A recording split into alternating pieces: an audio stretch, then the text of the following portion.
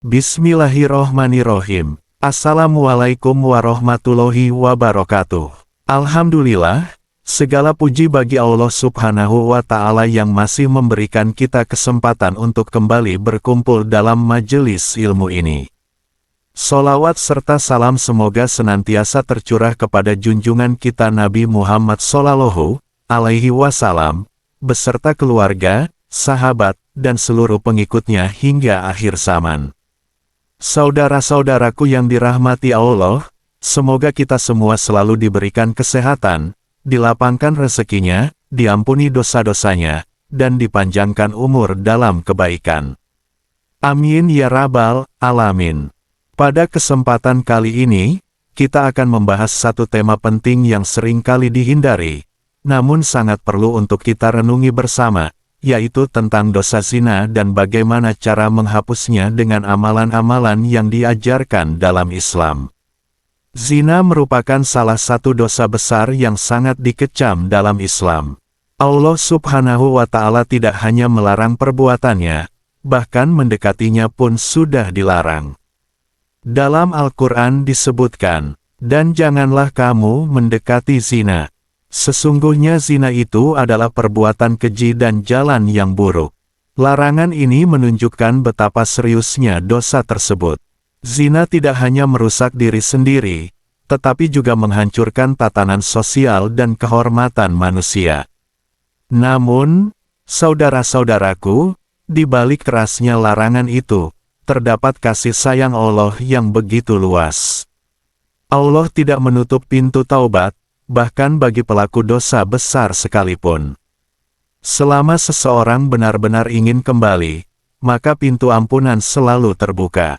Dalam pembahasan kali ini, kita akan mengulas 7 amalan yang dapat menjadi jalan untuk menghapus dosa zina, sekaligus memperbaiki diri secara menyeluruh.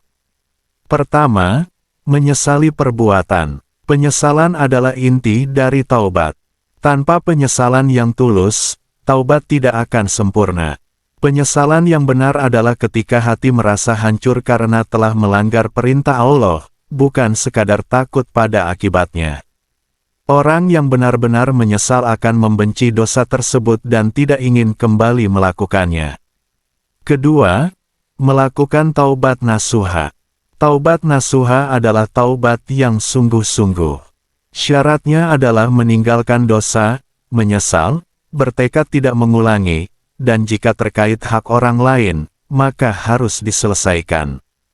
Taubat seperti ini akan menghapus dosa, bahkan Allah menggantinya dengan kebaikan. Ketiga, melaksanakan salat taubat. Salat 2 rakaat ini menjadi bentuk kerendahan diri di hadapan Allah. Setelahnya, perbanyak istighfar dan doa dengan penuh harap. Ini adalah langkah nyata untuk kembali kepada Allah dengan hati yang bersih. Keempat, memperbanyak zikir dan istighfar. Zikir menghidupkan hati yang lalai. Istighfar membuka pintu ampunan dan keberkahan. Dengan terus mengingat Allah, hati menjadi lembut dan terjaga dari godaan yang bisa menjerumuskan kembali ke dalam dosa. Kelima, memperbanyak amal kebaikan.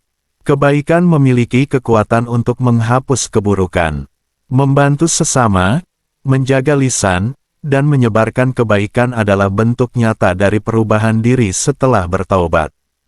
Keenam, berpuasa untuk menahan hawa nafsu. Puasa bukan hanya menahan lapar dan haus, tetapi juga melatih pengendalian diri. Ini sangat penting bagi seseorang yang ingin menjaga diri dari godaan syahwat. Ketujuh, memperbanyak membaca Al-Quran.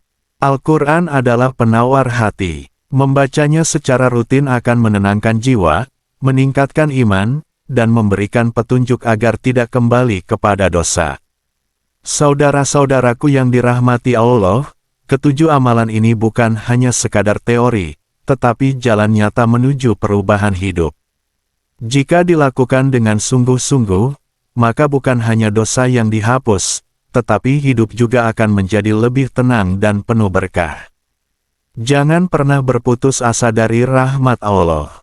Sebesar apapun dosa yang pernah dilakukan, ampunan Allah jauh lebih besar.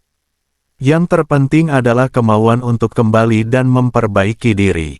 Semoga kita semua dijauhkan dari perbuatan dosa, diberikan kekuatan untuk menjaga diri, dan dimasukkan ke dalam golongan hamba-hamba yang bertaubat dan dicintai oleh Allah Subhanahu wa Ta'ala.